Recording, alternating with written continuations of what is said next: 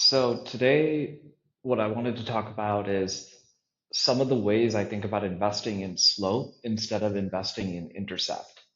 And I've talked about slope in a couple of my previous Whiteboard Wednesdays as it relates to the rate of change of revenue addition and how that means you're like operating a different type of company.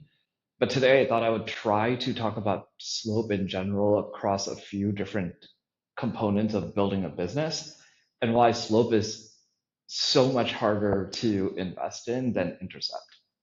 So I'll start at the macro. So obviously, you know, generally when I'm talking about slope, I'm talking about not just um, what is like, the slope at any point in time, but also how fast that slope is changing, right? So the slope here is lower than the slope here is lower than the slope here. And generally what happens is in particular, not only is slope difficult, but a changing slope is particularly difficult. And so that's why there's this common saying around, like humans are very bad at understanding exponentials. But anyway, a common thing that I see happen is that people, when they're thinking about their business or other businesses, is they actually think about the intercept. So let's just say you happen to be over here for whatever reason on whatever dimension of your business.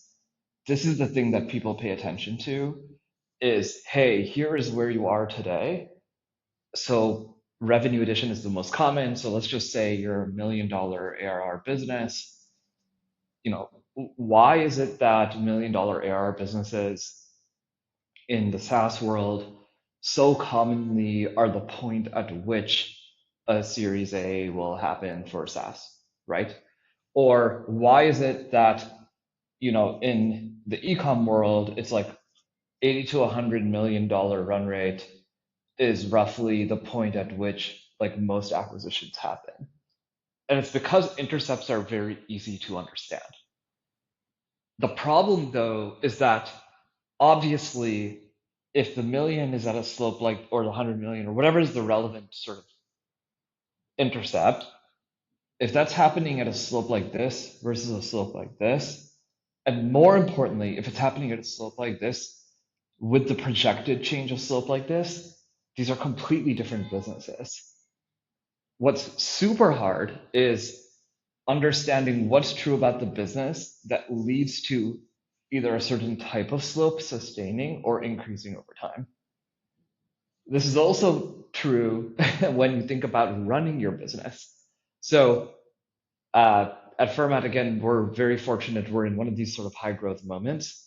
And so I have to make investments today based on where we're going to be 6 months from now. And in fact, I often have discussions internally saying, hey, Rishabh, by the way, we're not actually at this number for anybody who's trying to deconstruct.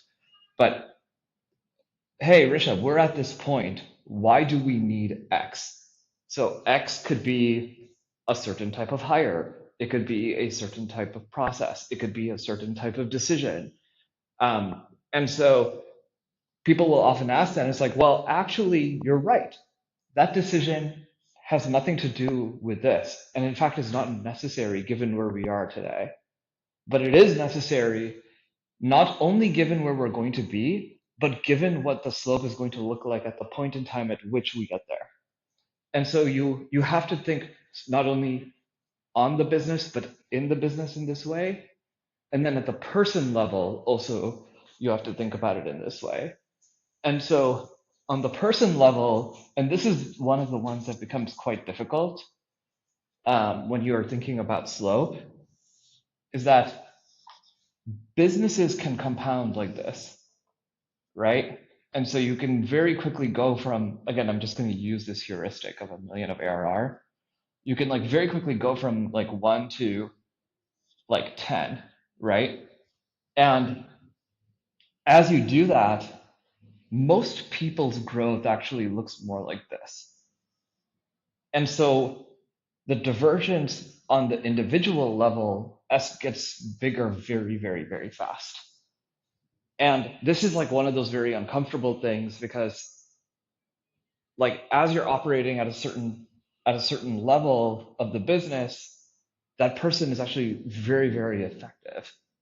And then that person stays effective in their role, but the scope of the things that need to happen in the business are changing very, very fast, right? And so so again, this is like the type of principle that will impact how you think about the business and the business's opportunity, how you invest within your business and where you choose to allocate capital, what types of hires you make, what types of systems you choose to implement. And then finally, it will also actually literally change your view of somebody who is highly effective at one level, their effectiveness is going to stay the same. And so that what that means is that they're still effective in that role, but there's a bunch of different roles that start to become important to fill.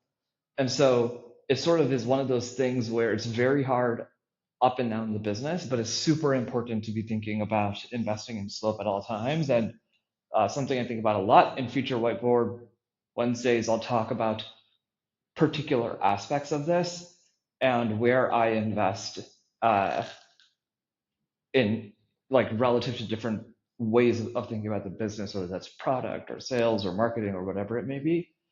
And I hope that is helpful. All right, see you in the next ones.